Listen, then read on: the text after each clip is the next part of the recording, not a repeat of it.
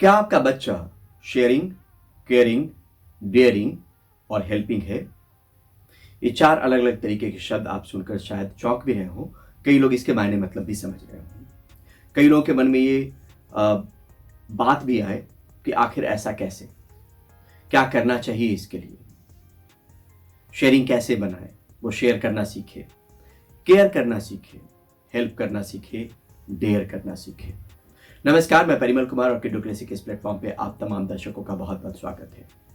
जब इस तरह के शब्द से आपका परिचय हो रहा हो, जब इस तरह के शब्द आप सुन रहे हो, तो उदाहरण के तौर पे, उदाहरण के जरिए आपको झकझोरना जरूरी है कि आप जो नर्चरिंग कर रहे हैं उसमें किस तरीके के सवाल आप अपने बच्चों से पूछ रहे हैं, किस तरह की छूट उनको दे रहे हैं, किस तरह की चीजें उनको करने का अधिकार है और कहां पे कुछ अगर गलत कर देते तो डांट टपट करना शुरू कर देते हैं।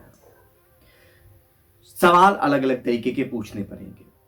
सवाल के जरिए या फिर पारिवारिक माहौल के जरिए अगर ये जहन में होगा, दिमाग में होगा, तो आप एक अच्छे पेरेंट्स बन सकते हैं जिसमें आपका बच्चा ये तमाम चीजें सीखेगा। शेयर अगर वो सीखता है तो भाई बहनों से भी करेगा, दोस्तों से भी करेगा। केयर सीखता है तो बुढ़ापे में आपकी केयर करेगा, या जब आप परेशान हो ऑफिस से, दफ्तर से आए, तब आपकी केयर करेगा, दोस्तों की केयर करेगा, जो गली मोहल्ले में लोग हैं उनकी केयर भी करेगा। एक अच्छे ह्यूमन बीइंग के लिए ये जरूरी भी है। हेल्पिंग भी उसी से जुड़ी हुई चीज है। जब किसी को मजलूम को देखेगा, जब किसी जरूरतमंद को देखेगा, तो उसमें नेचर हेल्पिंग भी होगी। और डेयरिंग की बात अगर करें तो अपने पैरों पे खड़ा होने के लिए डेयरिंग बहुत जरूरी है। अब इसको बारी बारी से बताते हैं हम। अमूमन हम क्या सवाल बच्चों से पूछते हैं? सवाल पे मैं क्यों आ रहा हूं? क्योंकि सवाल उनका भविष्य गढ़ सकता है। एक तालीम जो इनको स्कूल में मिलती है, एक तालीम जो हमें परिवार के जरिए बच्चों में हम दे रहे होते हैं। व्यवहार से संस्कार की बात जहां पर आती है, तो सवाल बदलने होंगे भविष्य गढ़ने के लिए, अपने भविष्य को गढ़ने के लिए, बच्चों को गढ़ने के लिए, बच्चों को अच्छा ह्यूमन बीइंग बनाने के लिए। अब उन्हीं शब्दों के आसपास हम पहुंचते हैं। शेयरिंग, केयरिंग, डेयरिंग और हेल्पिंग। शेयरिंग पे सबसे पहले बात करते हैं। क्या कभी आपने ये पूछा, जब स्कूल से बच्चा आया तो अमूमन हम पूछते हैं कि टिफिन खत्म किया? क्या कभी हमने ये पूछा है कि क्या किसी से कुछ शेयर किया टिफिन, किसी से कोई सामान शेयर किया? परिवार में बुआ, मौसा के बच्चे जब आ रहे हों तो अपने खिलौने क्या उससे शेयर किए, या शेयर करना चाहिए? ये चीज़ें हमें उनके आदत में लानी होगी। शेयरिंग नेचर रखना पड़ेगा। या अपने भाई से, पुराने समय में कई लोग कहते हैं कि हमारे पास एक चॉकलेट भी होता था, मेरी वाइफ भी कहती है कि एक चॉकलेट होता था तो आधा बांट के अपने भाई को दे देते थे। आज 2 चॉकलेट आ रहा है। एक, 2 बच्चे हैं तो 2 चॉकलेट, 2 टॉफी, 2 खिलौने। संसाधनों की कमी में हम लोग पले बढ़े जरूर, लेकिन इस तरीके से परवरिश हुई जहां पर हमें एक बेहतर इंसान के तौर पर बनाने में हमारे पेरेंट्स मददगार बने, अपनी सोच के जरिए और हमारी ज़रूरत जिस तरीके की थी उसमें ये सिखाने के जरिए। चाहे वो अभाव रहा हो, चाहे उनके जहन में रहा हो कि एक खिलौने हैं, हमारे 2 या 3 बच्चे खेल लेंगे, एक चॉकलेट है या 2 चॉकलेट है, इसमें 3-4 भाई बहन बांट के खा लेंगे। कोई रिश्तेदार मिठाई लेके आते थे तो उसमें क्या होता था कि मान के चलिए कि 5 मिठाई या 6 मिठाई डब्बे में, परिवार में मान लीजिए 8 सदस्य हैं, उसी में बांट के काम चल जाता था। या जिस गांव से मैं आया वहां पर तो ये भी होता था कि कोई किसी के घर पे आया और मिठाई लेके आया तो आप कुड़िया बोलते थे, छोटा छोटा कुड़िया बिहार में बोला जाता है, वो भी आप अपने रिश्तेदारों में उनको देते थे और जो बचता था उसके बाद परिवार में बांटा जाता था। बहुत सारी चीजें हैं जो आप आंखें बंद करेंगे, अगर मेरे उम्र के लोग हैं, आप 40-45 के आसपास के होंगे, अपने बचपन में झांकेंगे तो वहां पर ये इस तरीके से रचा बसा था जहां पर हमें चाहते हुए ना चाहते हुए हमने शेयरिंग सीख ली। लेकिन आज आपको सिखाना पड़ेगा, क्योंकि हमारे पास पैसे हैं तो हमें लगता है कि 2 ले आएंगे, 3 ले आएंगे, परिवार में जितने सदस्य उतने ले आएंगे। बच्चों से कहना पड़ेगा कि, या पूछना पड़ेगा कि क्या आपने अपनी कोई चीज़ शेयर की, या टिफिन शेयर किया, या कुछ भी चीज़ ज़रूरत थी अगर दोस्त को, तो आपने क्या अपनी पेंसिल उससे शेयर किया, शार्पनर, इरेजर शेयर किया, दिया उसको कुछ देर के लिए। तो ये समझिए कि शेयरिंग कितनी बड़ी चीज़ है, जो आपके सवालों के जरिए वो सीख सकता है, आपके व्यवहार के जरिए सीख सकता है, उसके संस्कार में वो ढाल सकता है। तो ये चीज़ें देखने वाली बात हो। कुछ सवाल ऐसे भी करने चाहिए कि आज स्कूल में क्या नया सीखा, कोर्स बुक से अलग की बात। किसी बच्चे की अच्छाई पूछनी चाहिए ताकि वो समझे कि अच्छाई कैसे ढूंढी जाती है। अच्छाई की बात करनी चाहिए। केयरिंग की बात जब हम आते हैं तो यहां पर होता है कि अमूमन रोड किनारे जब जा रहे होते हैं तो कई लोग होते हैं होमलेस होते हैं, कई लोग होते हैं जो वैन के किनारे खाने के इंतजार में होते हैं। कभी गुजरते हुए भी आपने सवाल पूछा या नहीं, लेकिन एक बार पूछना जरूर चाहिए। जिनके पास संसाधन है आपके और हमारे बच्चों के पास, जिनके पास नहीं है, जो गरीबी में है, पल बढ़ रहे हैं, क्या उनको देख के उनकी फीलिंग क्या है, क्या लगता है। इससे आप उनको एक एक चीज के महत्व के बारे में बता देंगे, उनमें वो भाव डाल पाएंगे, इमोशन डाल पाएंगे, जिसकी आज कमी हो गई है, जिसको हम इमोशनल इंटेलिजेंस कहते हैं, इमोशनल कोशेंट कहते हैं। किस तरीके की फीलिंग आती है। कोई रो रहा है तो उसको देखकर क्या फीलिंग आ रही है, मम्मी या पापा जॉब से थक के आ रहे हैं, कहीं से आ रहे हैं, उसको देख के क्या फीलिंग आ रही है। तो वो केयरिंग बनेगा, केयर करना वो सीखेगा। तो आपके कुछ सवाल के जरिए ही, उसको टटोलने के जरिए ही उसके जहन में ये चीज़ें आ जाएंगी कि ये पूछना है। या मम्मी आ रही है तो अगर पानी दे रहा है, मम्मी ऑफिस से आ रही है, पापा ऑफिस से आ रहे हैं, एक गिलास पानी ही थमा दे। कोई अंकल घर पे आ रहे हैं तो उनके लिए आपके कहे बिना ही पानी ला दे, एक उम्र के बाद ही सही। तो जिस संस्कार की बात आज के दौर में हम कर रहे हैं वो हमारे आपके दिए गए व्यवहार, परवरिश का ही नतीजा है, का ही हिस्सा है। तो आप उसको शेयरिंग और केयरिंग इस तरीके से सिखा सकते हो। बाहर वालों की केयरिंग नहीं, आपकी केयरिंग भी करेगा, आपके परेशानी को भी वो समझेगा, वो केयर करना सीख जाएगा। छोड़िए इसको, एक किनारे छोड़ते हैं, पौधे को लेके ही बात करते हैं। गार्डनिंग करवाएंगे ना तो केयर सीख जाएगा आपका बच्चा, किस तरीके से केयर करना चाहिए। पौधे मुरझा रहे हैं, पानी देना चाहिए, कुछ काट छाट करना चाहिए, वो आपके जरिए सीखेगा, आपके इन्वॉल्वमेंट के जरिए सीखेगा। तो इंसानों के जरिए, प्रकृति या पेड़ पौधों के जरिए भी आप केयरिंग उसको सिखा सकते हैं। शेयरिंग भी परिवार और दोस्तों के जरिए बता सकते हैं। अब रही बात डेयरिंग की,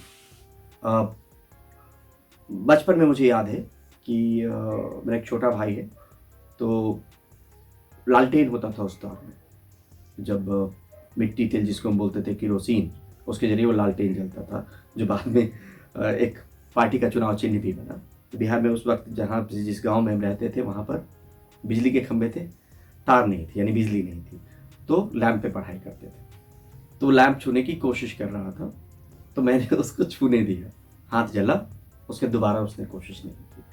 उसको लगा कि इसको नहीं छूना चाहिए, उसने डेयर एक तरीके से किया। और यही डेयर इसी तरीके से आपको करवाने की कोशिश करनी चाहिए। जब हमें कभी आस पड़ोस की दुकान में भेज दिया जाता था कि जाओ तो ये माचिस ले आओ, तो ये सामान रह गया, ये लेके आओ, तो आप उससे क्या करते हैं, उस बच्चे की नर्चरिंग वैसी हो रही है जिसमें वो इंडिपेंडेंट बनने की राह पे चल रहा है और आपके जरिए चल रहा है। आप उसको इंडिपेंडेंट बातों ही बातों में, क्रियाकलापों के जरिए, काम के जरिए बनाने की कोशिश कर रहे हैं, जो आगे जाके आपको महसूस होगा कि बच्चा इंडिपेंडेंट है। तो घर में भी कई वक्त पे जो आपको गुस्सा आता है, वो गुस्से में भी कमी आ जाएगी जब वो अपना काम खुद करने लगेगा। तो डेयर कीजिए और डेयर करने दीजिए, डेयरिंग बनने दीजिए।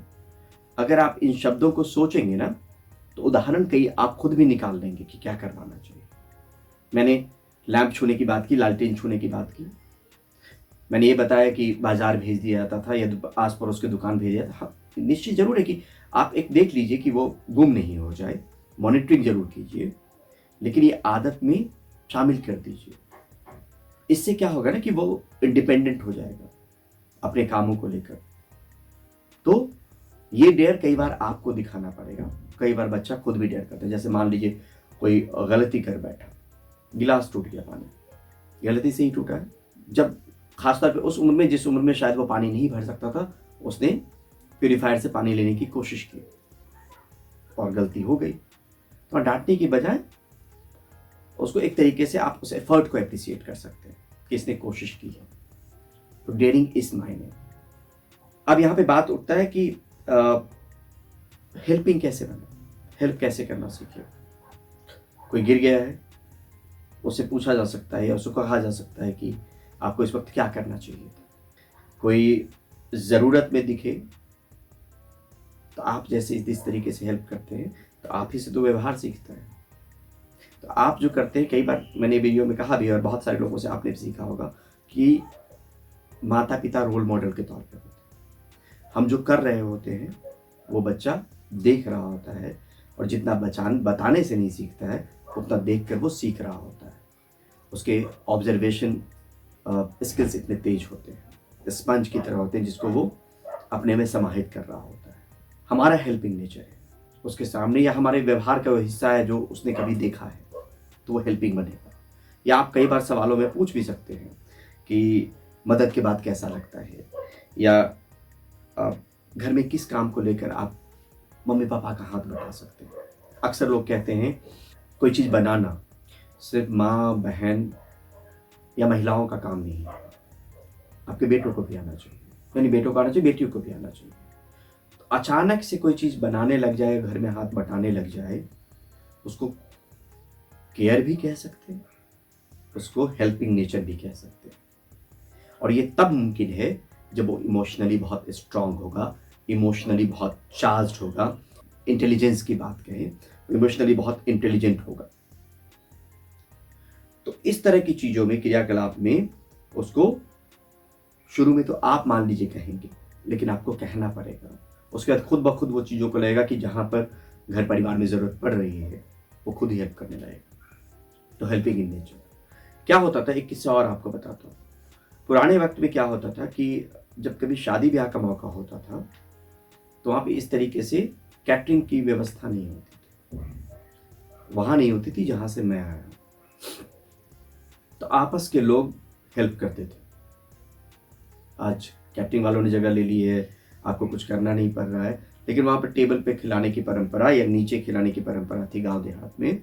और वहाँ पे आस पड़ोस के लोग जो भैया चाचा होते थे या मामा जो आपके आते थे, मौसा आते थे उस फंक्शन में, और जो बच्चे होते थे हम जैसे लोग, तो उम्र के हिसाब से उनके पास काम की जिम्मेदारी एक दे दी जाती थी। तो आज के दौर में जो मैनेजमेंट हम लोग सीख रहे हैं ना, वो मैनेजमेंट परिवार में ओकेजन के दौरान ही वो धीरे धीरे आप में रचना बसना शुरू हो जाता था।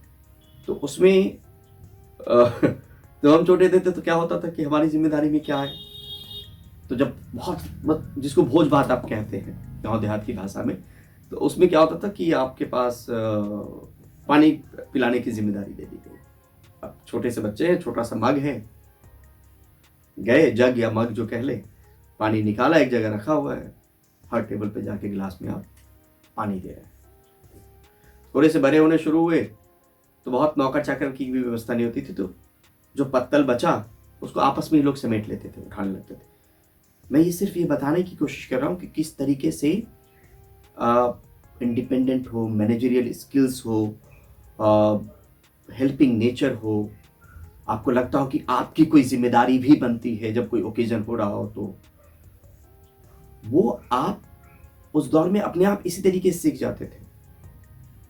तो कोई पानी परस रहा है यानी पानी दे रहा है, किसी ने सब्जी पकड़ ली, कोई पापड़ बांट रहा है। हाँ, घी बांटने की परंपरा भी थी, लेकिन वो उन लोगों के हाथ में थी जो बड़े होते थे और बहुत जल्दी जल्दी में घी बांटते हुए चले गए पत्थर से। इस तरीके से होता था कि आपस में ही सब लोग एक दूसरे का साथ देते थे, साथ बन जाते थे, साथ खड़े हो जाते थे। और ये बचपन का वो हिस्सा रहा जिसमें आप देखते देखते पले बढ़े और करते चले गए। तो आप अगर बड़े होकर चाहेंगे कि अपने बच्चे को आप लीडर बना दें, नेता बन जाए, नेता मतलब पॉलिटिशियन की बात नहीं, कोई चीज लीड करे, वो मैनेजरियल स्किल आ जाए उसमें, मुमकिन नहीं है। वो नर्चरिंग का एक हिस्सा है, पालने पोषने का एक हिस्सा है, जहां पे आपको एक जिम्मेदारी समय समय पे देनी पड़ेगी अपने बच्चे को, तब जाके वो स्किल अपने आप उसमें आ जाएगा। ऐसे किस्से कहानी बहुत सारे हैं जो बातों ही बातों में आपको बताऊं और आप आंख बंद करेंगे तो आपको लगेगा यस, हमारे दौर में भी तो हुआ ही है, लेकिन हम नहीं कर पा रहे हैं। हमने शायद अपने आप को, बच्चे को पढ़ने तक समेट कर रख दिया है। हमने केयरिंग शेयरिंग शायद हम सिखाने में चूक रहे हैं, हम सिखा नहीं पा रहे हैं। हम हेल्पिंग नेचर की भावना उनमें नहीं दे पा रहे हैं। हम डेयरिंग बता के उनको इंडिपेंडेंट नहीं बना पा रहे हैं। तो वाकई अगर आपको ये चाहिए, और इसकी कोई तालीम ऐसी नहीं है कि किसी बुक से होगा, मैं बताऊंगा तब आप सीखोगे। मैं कोई पेरेंटिंग एक्सपर्ट नहीं हूँ।